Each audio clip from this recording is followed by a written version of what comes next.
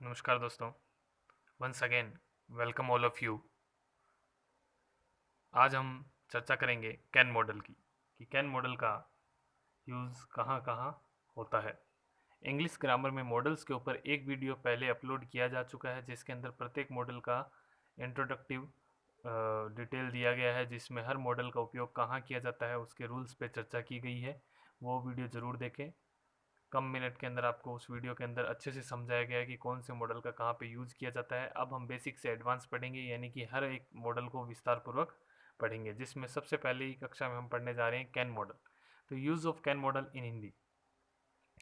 तो पहले मैं कहना चाहूँगा कि यदि आपने हमारे चैनल को अभी तक सब्सक्राइब नहीं किया तो पहले सब्सक्राइब कर लीजिए और पास में दिए गए बेल आइकन को दबा दीजिए, ताकि जैसे ही कोई नई कक्षा का वीडियो अपलोड हो तो तुरंत आपको उसका अपडेट मिल जाए। तो आज की कक्षा शुरू करते हैं। आज की कक्षा में हम कैन मॉडल का यूज़ पढ़ने वाले हैं। तो यूज़ ऑफ कैन मॉडल, तो आप अपनी स्क्रीन पे देख सकते हैं कि कैन जो होता है उसको सकना यानी सामर्थ्य क्षमता का बोध कराने के लिए करते हैं। तो कैन को यदि हम कहें तो सकना, किसी भी कार्य को कर सकना यानी किसी कार्य को करने की सामर्थ्यता। तो किसी कार्य को करने की जो क्षमता है, किसी कार्य को करने की जो योग्यता है, उस पर हम चर्चा करते हैं। तो पिछले वीडियो में हमने देखा था कि कैन का प्रयोग सामान्यतः एबिलिटी, कैपेसिटी, कैपेबिलिटी और पावर को दर्शाने के लिए हम करते हैं। ठीक है। तो आज हम चर्चा कर रहे हैं कैन मॉडल। उसमें देखिए कैन मॉडल का प्रयोग। तो यहाँ पे एक एग्जांपल के माध्यम से मैं अलग अलग टाइप के सेंटेंस में आपको इसकी इसके बारे में बताना चाहूँगा। तो आप देखिए, आई कैन रीड इंग्लिश, कि मैं इंग्लिश पढ़ सकता हूँ। तो ये एक पॉजिटिव सेंटेंस है, एक असर्टिव सेंटेंस है। उसमें एक कथन कह रहा है कि आई कैन रीड इंग्लिश, कि मैं इंग्लिश पढ़ सकता हूँ। अगला जो सेंटेंस है वो देखिए, I can not read English, ये एक नेगेटिव सेंटेंस हो गया कि इसमें वह कह रहा है कि मैं इंग्लिश नहीं पढ़ सकता। थर्ड वन देखिए, कैन आई रीड इंग्लिश, क्या मैं इंग्लिश पढ़ सकता हूँ। ये येस या नो का उत्तर देने वाला प्रश्न हो गया। How can I read English, मैं इंग्लिश कैसे पढ़ सकता हूँ, ये अपने आप में एक WH वर्ड टाइप प्रश्न हो गया। कॉमन चीज़ क्या है इन चारों वाक्यों में कि ये अलग अलग अलग प्रकार की स्ट्रक्चर है सेंटेंस की। एक पॉजिटिव है, एक नेगेटिव है, एक प्रश्न दोनों दो प्रश्नवाचक प्रकार के हैं, एक में हेल्पिंग वर्ब और एक में WH वर्ड। लेकिन आप यहाँ पे एक देख पा रहे हैं, आई कैन रीड इंग्लिश यानी मैं अंग्रेजी पढ़ सकता हूँ। तो क्या हर कोई इंग्लिश पढ़ सकता है? तो इसमें हम डिफाइन करते हैं कि अनएजुकेटेड पर्सन जो होते हैं वे इंग्लिश नहीं पढ़ सकते। तो अनएजुकेटेड पर्सन इंग्लिश नहीं पढ़ सकते, लेकिन एजुकेटेड पर्सन है उनमें भी काफ़ी लोग ऐसे होते हैं जो इंग्लिश नहीं पढ़ सकते। कुछ ही लोग होते हैं जो इंग्लिश पढ़ सकते हैं, यानी ये एक तरह से एबिलिटी हुई कुछ लोगों की। कुछ लोगों में योग्यता होती है कि वे इंग्लिश पढ़ सकते हैं, उन्हें नॉलेज होती है। तो हम कह सकते हैं कि इसमें कैन मॉडल प्रयोग होगा। आगे देखिए, जिस हिंदी वाक्य की क्रिया के अंत में सकता हूँ, सकते हैं, सकते हो, सकता है, सकती है इत्यादि रहे, उसमें क्रिया में हम किसका प्रयोग करते हैं? कैन का प्रयोग करते हैं। यानी उस क्रिया में सामान्यतः हम किसका प्रयोग करते हैं? कैन का करते हैं। सभी सब्जेक्ट के साथ कैन का प्रयोग किया जाता है। अब देखो, सभी सब्जेक्ट के साथ कैन का प्रयोग किया जाता है, इसका अर्थ क्या है? यानी आपके दिए गए वाक्य का सब्जेक्ट चाहे एक वचन हो, सिंगुलर हो, चाहे आपके दिए गए वाक्य का सब्जेक्ट बहुवचन हो, प्लूरल हो, चाहे आपके दिए गए सब्जेक्ट किसी भी प्रोनाउन का हो, यानी फर्स्ट पर्सन प्रोनाउन हो, सेकंड पर्सन प्रोनाउन हो या थर्ड पर्सन प्रोनाउन हो। फर्स्ट पर्सन प्रोनाउन यानी कि हम कह सकते हैं आई वी में से कुछ भी हो। सेकंड पर्सन प्रोनाउन यानी कि यू हो सकता है। थर्ड पर्सन प्रोनाउन की यदि हम चर्चा करें तो ही, सी, इट में से कुछ हो सकता है। ही, सी, इट, दे में से कुछ हो सकता है, या किसी का नाम हो सकता है। यानी हर प्रकार के सब्जेक्ट के साथ हम कैन मॉडल का ही प्रयोग करते हैं। इसका कोई बहुवचन नहीं होता, इसकी कोई अन्य फॉर्म नहीं होती कि कैन का कैंस कर दे या कुछ अलग। इसका कैन का ही प्रयोग किया जाता है। दूसरी चीज़ की, कैन मॉडल के साथ हमेशा जो वर्ब का प्रयोग किया जाता है वह वर्ब की फर्स्ट फॉर्म आती है। ये सभी मॉडल्स के लिए रूल अप्लाई होता है कि हर प्रकार के मॉडल के साथ वर्ब की फर्स्ट फॉर्म का प्रयोग किया जाता है। आगे देखिएगा कि हम ये एक स्ट्रक्चर हम चर्चा कर रहे हैं कि सब्जेक्ट के बाद में हम कैन लिखते हैं, उसके बाद हम वर्ब की फर्स्ट फॉर्म लिखते हैं, फिर ऑब्जेक्ट लिखते हैं। ये एक साधारण वाक्य का यानी पॉजिटिव सेंटेंस का एक स्ट्रक्चर है। पर्सन चाहे कोई हो, सिंगुलर हो, प्लूरल हो, फर्स्ट पर्सन हो, सेकंड पर्सन हो, आप देख पा रहे हैं कि कोई भी पर्सन हो, उसके साथ हम कैन मॉडल का ही प्रयोग करते हैं। कुछ वाक्य आप देखिएगा, आई कैन रीड इंग्लिश, कि मैं इंग्लिश पढ़ सकता हूँ। वही इंग्लिश वापस वापस एबिलिटी वाली चर्चा आ गई तो कैन मॉडल आ रहा है। यहाँ सब्जेक्ट देखिएगा आप, आई आ रहा है।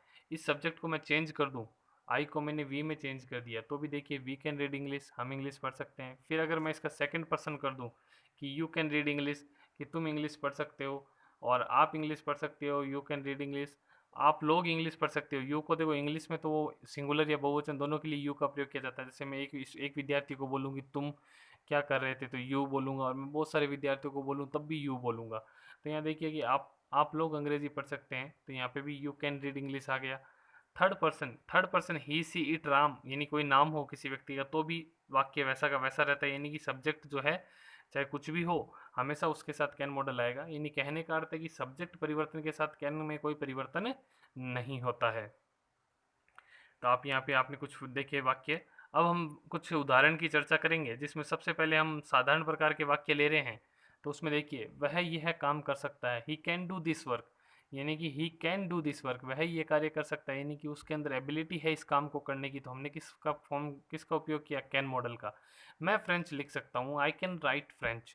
तो इस वाक्य में आप देखिए कि सामान्यतः बच्चों से इंग्लिश ही नहीं लिखा जाती, यहाँ फ्रेंच लैंग्वेज की बात हो रही है। तो फ्रेंच लैंग्वेज लिखने के लिए उस व्यक्ति में एबिलिटी है कि उसने उस लैंग्वेज का उसे नॉलेज है, तभी वह लिख पाता है।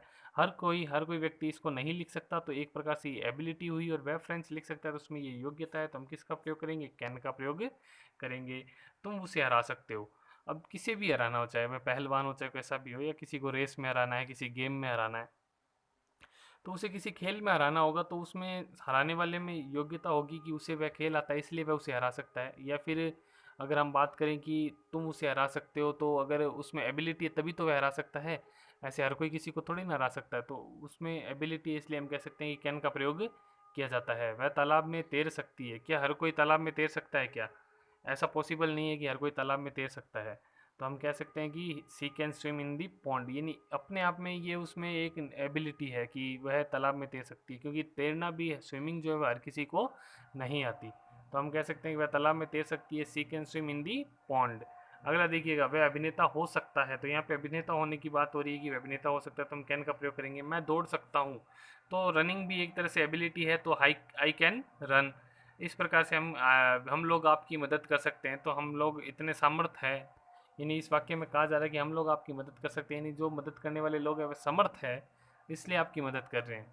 ठीक है, तो कैपेबल होने के कारण आपकी मदद कर रहे हैं, तो हम कह सकते हैं वी कैन हेल्प यू। यानी कि हम जब नेगेटिव सेंटेंस बनाते हैं तो हम देखेंगे कि इसमें कैन और वर्ब, यानी मॉडल के बाद और वर्ब से पहले नोट आ जाता है, यानी मॉडल के बाद नोट का प्रयोग किया जाता है और वर्ब से पहले किसका प्रयोग किया जाता है, नोट का प्रयोग किया जाता है। वह काम नहीं कर सकता, तो यहाँ पे देख सकते हैं आपकी नहीं का प्रयोग किया जा रहा है। तो इस नहीं के लिए हम क्या करेंगे कि कैन मॉडल के बाद में और वर्ब से पहले नोट का प्रयोग करेंगे, तो कैन नॉट डू हो जाएगा, he can not do this work. मैं फ्रेंच नहीं लिख सकता, तो वापस आप देखिए कैन और वर्ब के बीच में किसका प्रयोग किया आपने, नोट का। तो I can not right French, तुम उसे नहीं हरा सकते, तो आप देख सकते हैं you can not defeat him, यानी डिफीट वर्ब और कैन मॉडल के बीच में किसका प्रयोग किया, नोट। यानी जब भी नोट का प्रयोग किया जाता है तो वह हमेशा कैन मॉडल के बाद में और वर्ब से पहले किया जाता है। तीसरा जो टाइप होता है उसमें हम कहते हैं हेल्पिंग वर्ब से प्रारंभ, यानी कि सबसे पहले हम इसको किसको ले जाते हैं, कैन को ले जाते हैं। तो सब यहाँ आप देख सकते हैं कि सब सब्जेक्ट से पहले किसे लिखा जाता है, कैन को लिखा जाता है। उसके बाद यदि नोट दिया होता है तो उस कंडीशन में नोट लिखते हैं, अगर नोट नहीं दिया होता तो नोट नहीं लिखते। तो इस संरचना में आप देख पा रहे हैं वही वाक्य है, क्या वह ये काम कर सकता है। अब हम उसकी एबिलिटी पे क्वेश्चन कर रहे हैं, क्या उसमें ऐसी एबिलिटी है कि वह इस कार्य को कर सकता है, तो हम कहाँ लगाएंगे कैन, सब्जेक्ट से पहले, यानी कैन। क्या मैं फ्रेंच लिख सकता हूँ, यहाँ पे मेरी एबिलिटी पे क्वेश्चन हो रहा है, क्या मैं फ्रेंच लिख सकता हूँ, क्या मुझे फ्रेंच आती है या नहीं आती। तो मेरी एबिलिटी पे क्वेश्चन हो रहा है, तो क्वेश्चनवाचक वाक्य में हम कैन का प्रयोग कहाँ करेंगे, वाक्य के प्रारंभ में। क्या तुम उसे हरा सकते हो, यानी इसमें भी उस पर क्वेश्चन हो रहा है कि क्या वह उसे हरा सकता है या नहीं, उसकी एबिलिटी पे क्वेश्चन हो रहा है, तो कैन यू डिफीट हिम। तो आप देख पा रहे हैं कि ये क्या करेंगे हम, कि जब भी अगर क्वेश्चन टाइप वाक्य आएगा तो उसमें हम जो कैन मॉडल है उसका प्रयोग कहाँ करेंगे, वाक्य के प्रारंभ में।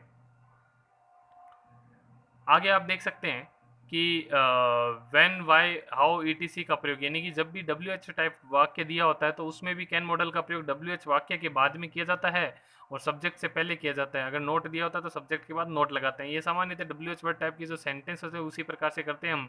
आप देख पा रहे हैं कि वह कैसे काम कर सकता है, वह ये काम कैसे कर सकता है, तो how can he do this work.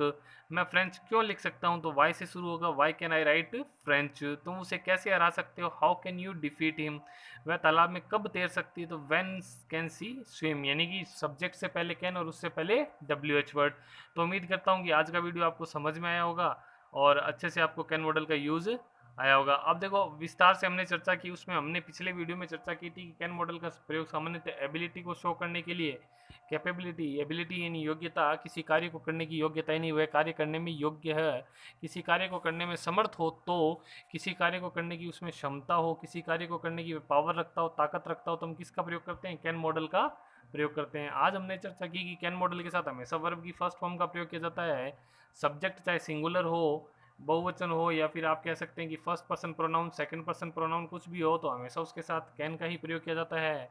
और कुछ वाक्य हमने देखे पॉजिटिव, नेगेटिव और क्वेश्चनेटिव टाइप की स्ट्रक्चर्स के साथ, कुछ वाक्य हमने देखे। ये वीडियो वेरी मोस्ट इंपॉर्टेंट है, तो इसको पूरा देखिएगा।